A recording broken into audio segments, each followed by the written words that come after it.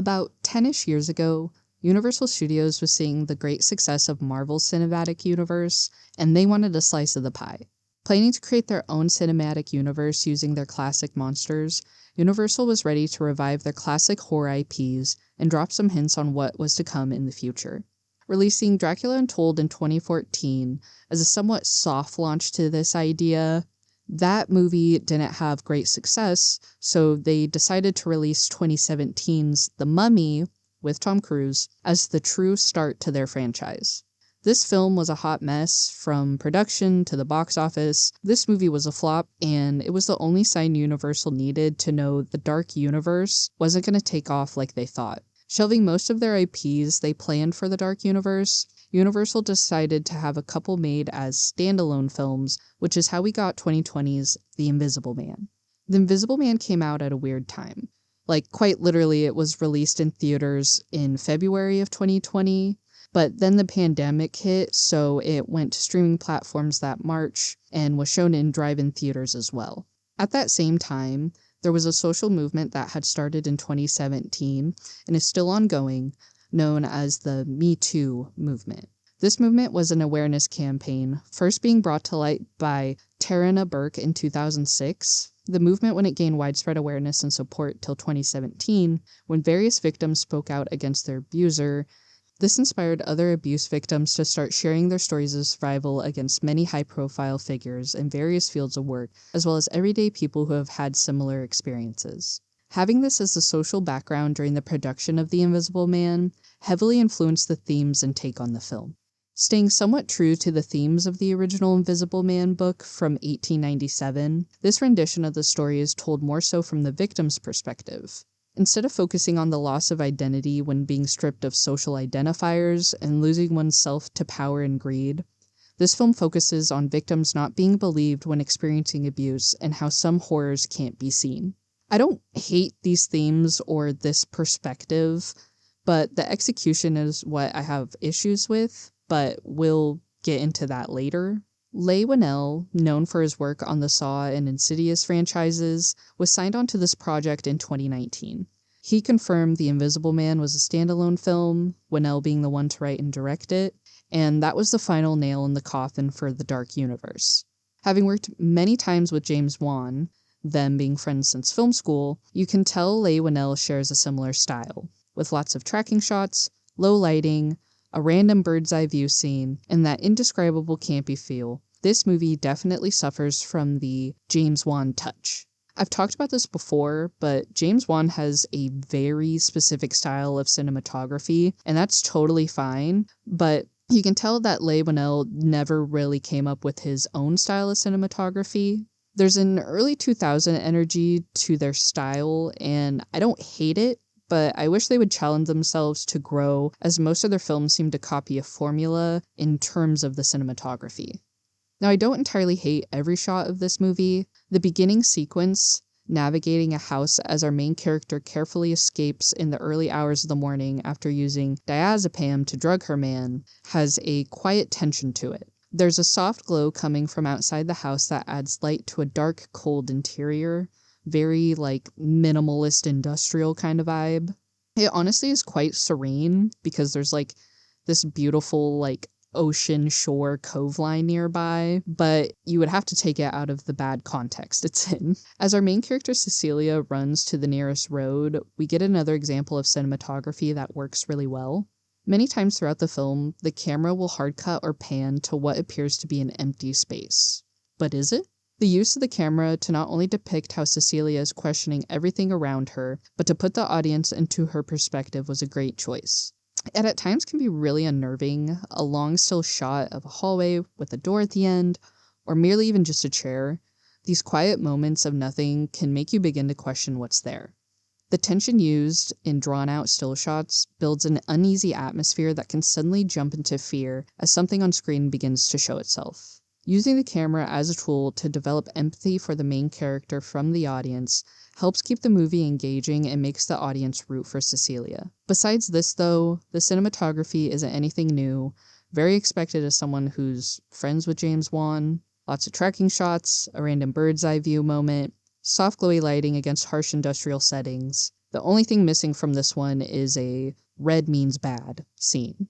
I also am not a fan of the very last shot of the film. I think it goes on for way too long, and it depends too much on the audience really liking Cecilia. Plus, its symbolism of freedom doesn't feel strong enough. The overall story for The Invisible Man isn't the worst, but I feel like there are some flaws in its telling. Our main character, Cecilia, has escaped an abusive relationship, then her abusive Tony Stark ex, Adrian, allegedly offs himself, leading to strange events happening in her life. Throughout the film, we follow Cecilia as she endures these seemingly supernatural events, trying to prove that she knows who is behind them and that the lives of her loved ones are at risk. This isn't the worst plot for a story about an invisible antagonist, paralleling well with the reality of abuse victims not always being believed, or having it be difficult to gather evidence of their abuse, but its plot feels hollow. Although Cecilia is presented with many opportunities to collect evidence or to make a sound statement to someone who could help, it just doesn't happen. There's so many moments where if she took a picture with her phone, if she spoke more calmly and rationally, if she literally pointed out to people that they weren't looking at the whole situation, Cecilia could have gotten help and avoided every issue she experiences because of her deranged ex. If you're going to make a film with a strong female main character, you need to make her likable and smart, not depict her as irrational and incapable. And I'm sure that's leaning into how those in abusive relationships can feel. You begin to question if the abuse is actually happening or if you're being irrational. But they should have written Cecilia to not only be sympathetic to those she's betraying, but to empower them in a correct way. Other characters in the film don't do too much to aid Cecilia in her mission to prove her ex is stalking and tormenting her. It doesn't help that she seems irrational most times she talks to them, but they could have tried to understand a little better, or maybe if she pointed the whole situation out to them, they could have put the pieces together. Cecilia's sister Emily is the one to meet Cecilia on the night she escapes, and her car is the one that gets the window punched in. It is somewhat implied that Cecilia had been isolated from her family and friends, but it seems she still has a strong relationship with her sister. For now. Emily is portrayed as a strong, intimidating counterpart to Cecilia. She's confident when speaking, albeit kind of rude, but you can tell she cares for her sister. There's a point in the film where a mean-spirited email from Cecilia is sent to Emily, but Cecilia didn't write it, and Emily isn't believing this for some reason. Cecilia tries to explain that her ex Adrian was the one who sent the email, but Emily just cannot believe it, so she shuts Cecilia out of her life. This makes no sense to me, considering Emily experienced some of the lengths Adrian will go to have Cecilia all to himself. Like, girl, you rescued your sister at 4 a.m. for unknown reasons, then her boyfriend followed her to your car and punched your car window in. Just think about it. Later on, Cecilia is able to convince Emily to meet and talk, where Cecilia expo dumps their dynamic and mentions what incriminating evidence she found after returning to her dead ex's house. Before Emily can even respond, there's a floating knife next to Cecilia that quickly moves to slit Emily's throat and places itself in Cecilia's hand. Patrons at the restaurant notice, which causes a frenzy of panic before the police arrive and arrest Cecilia, where she then is transported to a hospital acting absolutely insane. Like, I swear Leigh Whannell told Elizabeth Moss to just act utterly insane in that moment. We also have James and his daughter Sydney, who house Cecilia after her escape and act as a pseudo-family for her. James is a cop offering protection and rationale for Cecilia as she adjusts to being independent and free. Or so we think. James and Sydney are always there for her, offering comfort and encouragement, which Cecilia greatly appreciates. For some reason, Adrian left Cecilia a trust with $5 million in it, and she'll receive that money over 4 years, and she decides to put $10,000 a month into a savings account for Sydney so that she can go to fashion school when she graduates. And then, to show her appreciation for James, Cecilia gets him a ladder. There's also many scenes where we see Cecilia sleeping in bed with Sydney, showing how close their relationship is and how much she cares for the girl. One night when Cecilia is crying on the floor, she does this a lot, Sydney crouches down to suggest a girls' night, and she's suddenly struck, instantly believing Cecilia did it. And when James comes to see the commotion, he believes that Cecilia struck Sydney as well and asks Cecilia to leave. This is almost absurd to me, because how can someone that has been a mostly pleasant house guest, an extremely generous friend, and very clearly values her friendship with your kid, just suddenly throw all of that away? I get James has seen and heard Cecilia acting crazy, but instead of instantly turning on her, why not try to investigate a little further? You're a cop, right? Like, isn't that part of your job description? And what's crazy is after this, Cecilia does decide to investigate further, as she's fully convinced Adrian is tormenting her and her friends. After looking through the house, dumping coffee grounds on the floor, and giving a not great monologue to the doorway, Cecilia decides to call Adrian's phone. Vibrating rings out from the attic, confirming her suspicion, so she goes up to see what's going on. There's some good first-person point of view of the attic, and Cecilia enters to find many incriminating things stashed away. In the corner of the attic, she finds Adrian's phone with a picture of her and Sydney asleep on it, a kitchen knife he stole from downstairs earlier, and her portfolio that had gone missing the day before an important interview. And guess what?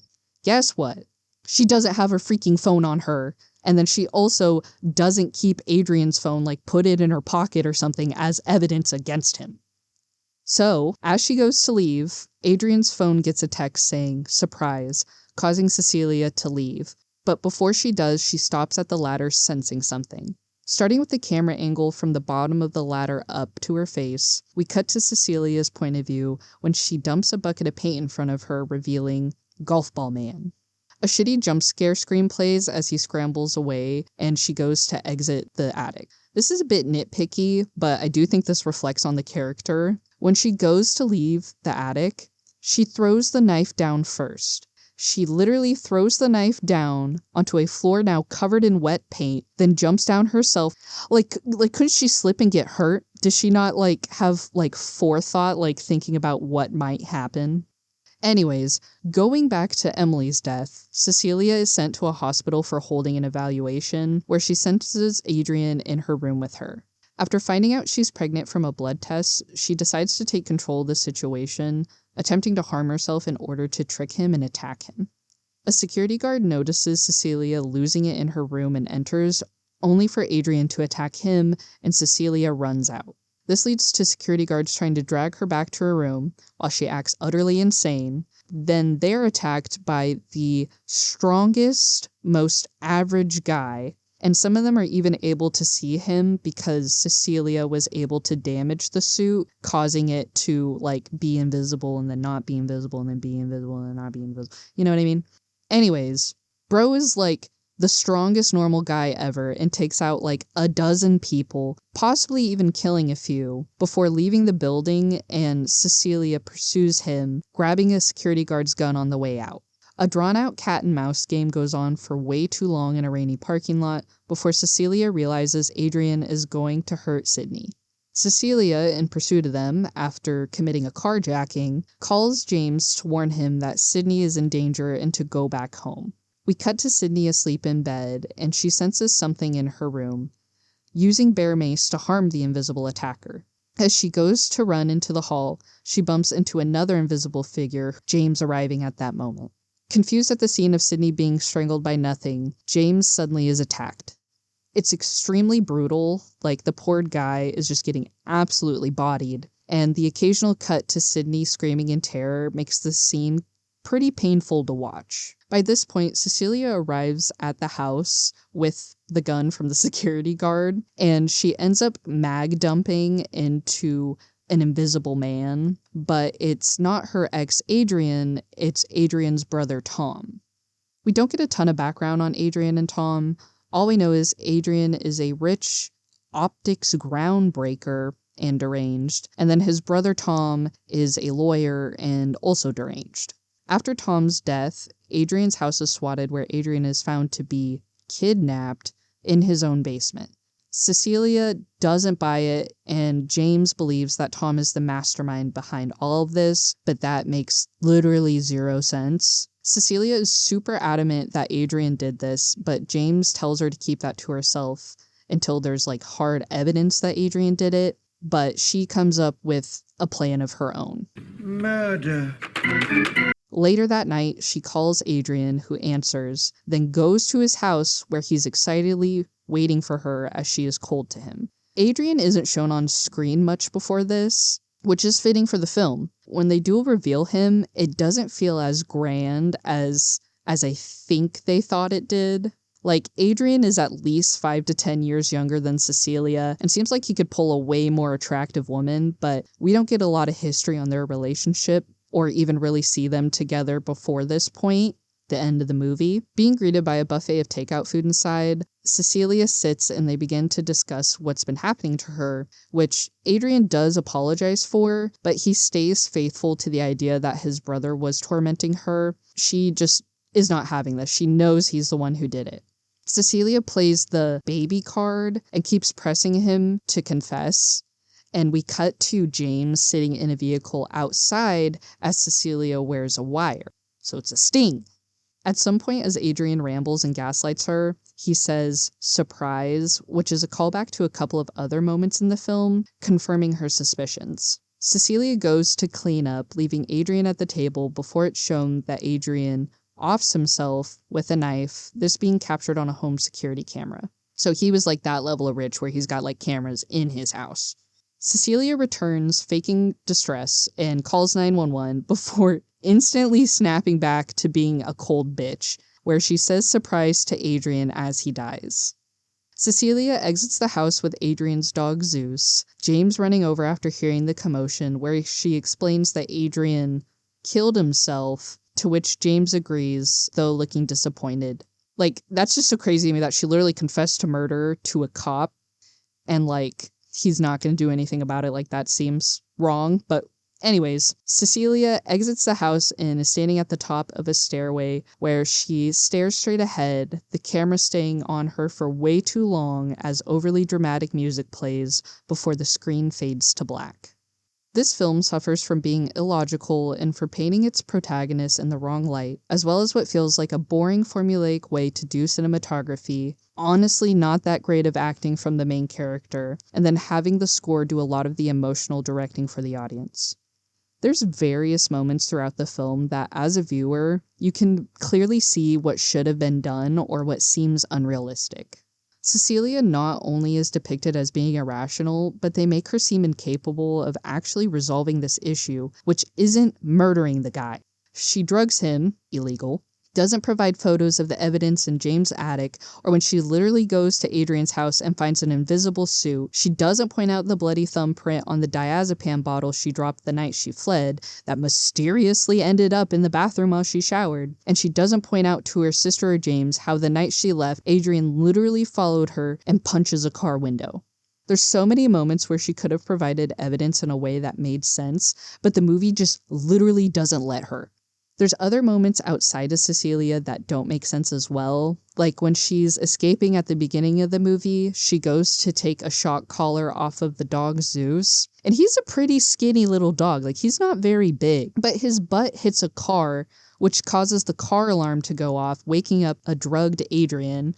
And that just seems unrealistic. And then after she dumps the paint on the Invisible Man, he literally goes to the kitchen and washes it off. But there's no way he cleaned all of it off of a suit made of cameras or didn't like leave a little trail of paint anywhere. That just makes no sense. It's so aggravating.